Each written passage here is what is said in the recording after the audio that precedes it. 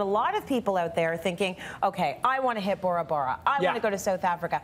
I want to do this amazing stuff. There is no way I can afford this. They can afford it if they start now, and I'm going to tell them exactly how. But first, I want to say what a dream vacation is versus like a vacation. Yeah. Here, it's different. It takes more time to save and might take more time to go, right? If you're going to Bora Bora, you're not like putting that on your credit card. You need to think about that. That's a big deal. It can cost more than a weekend in Niagara Falls, as great as that would be.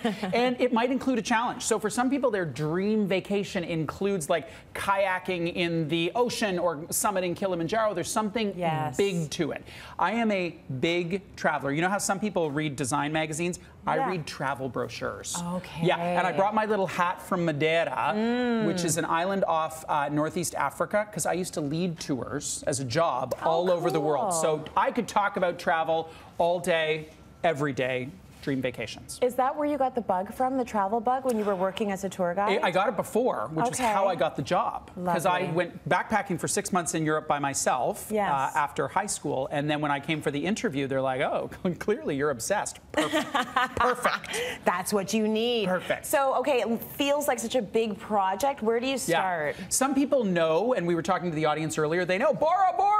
That's where I want to go. Absolutely. Some people don't really know where it is that that they want to go. So you need to figure that out, and in particular, the who, what, when, where, and how much. So who's going? I want to take my whole family. What? We want to do a safari. When? September 2016. Where? South Africa. How much? 15 grand. And you need those particular details because you can't deal with the financing part until you have those details kind of fleshed out a little bit. Is this you, by the way? Oh, yeah. This is you. This is ours. Okay. This is real. You. Rubber hitting the road. And what I want to say, first off, is going about it starts by making it real. Because otherwise it's like this fantasy, like, you know, your Prince Charming is going to sweep you off your feet and marry you or something like that. Dream vacations actually do come true. But you want to get brochures, you want to get a book from the library, and you want to start talking about it with friends and family, because then, you know, you talk about it at Thanksgiving, and then at Christmas your friends will be like, hey, you're talking about that safari, how are things going? So number one, make it real. Number two, create a simple budget. Simple budget, so we're going to go, it's this on flights, this on accommodation, this on sightseeing, just so you can start to figure out what the game is you're playing on funding it. If you don't know what the amount of money is, how do you know how much it's going to cost? And how are you even making a plan? The making it real part, do you do that so that people will keep you accountable to actually achieving your dreams? So it's sort of like weight loss, like I really want to lose this weight, and you have to tell people because then they'll be reminding you. And there is a virtuous social pressure in weight loss or in any other area for people just check in and ask you. Now, I don't oversimplify the find the money part. I mean, it's really hard. It doesn't like fall from the sky. Where is it? There's my money. I guess I'm going to Bora Bora. Amazing. But you can manage your cash flow a little bit. The big life hack, if we want to call it that, is a pre-authorized contribution. So let's use the safari example. I want to go in 30 months, and it's going to cost 15 grand. That's $500 a month. If you set up a pre-authorized contribution, it's a transfer from your bank account to your high interest savings account, or TFSA, where the money is going to be held, it is much more likely that it's going to happen.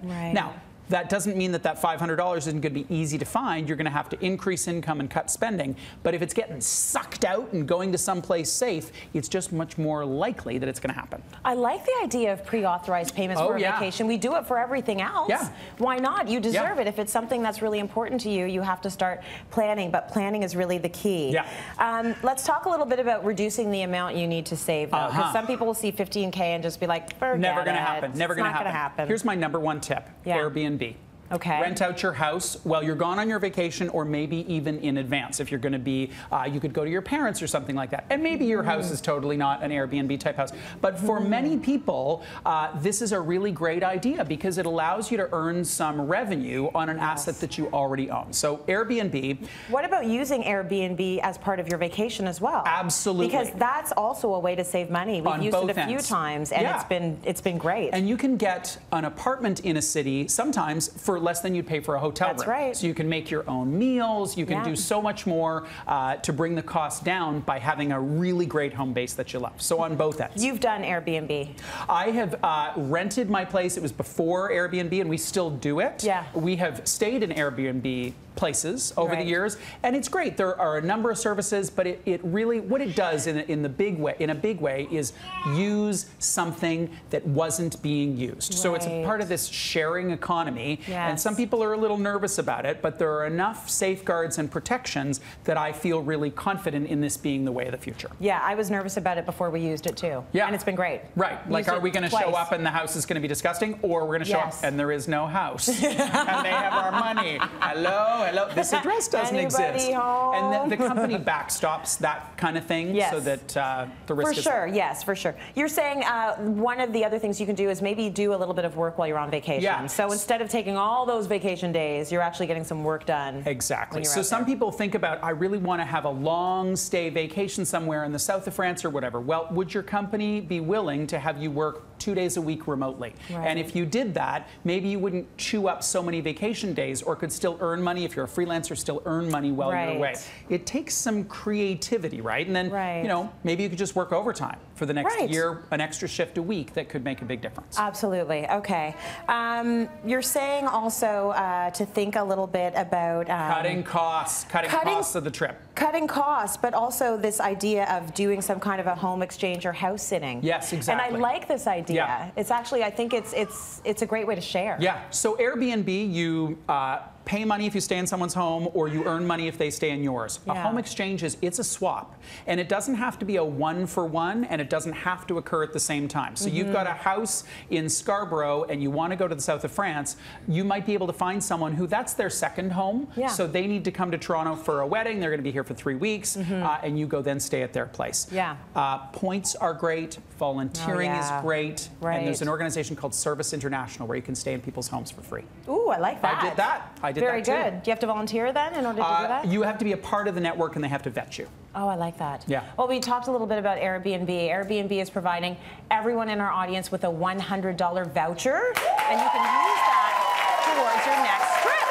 That's pretty cool. I know. Yeah.